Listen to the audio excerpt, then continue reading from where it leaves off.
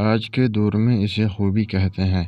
منافقت کو کسی دور میں بہت برا سمجھا جاتا تھا۔ راستہ پوچھنے میں شرم نہ کرو ورنہ منزل کھو بیٹھو گے۔ جو شخص انتقام کے طریقوں پر غور کرتا رہتا ہے اس کے زخم ہمیشہ تازہ رہتے ہیں۔ بد کردار دوسروں کے کردار کو اور بے ایمان دوسروں کے ایمان کو ہمیشہ شک کی نگاہ سے دیکھتے ہیں۔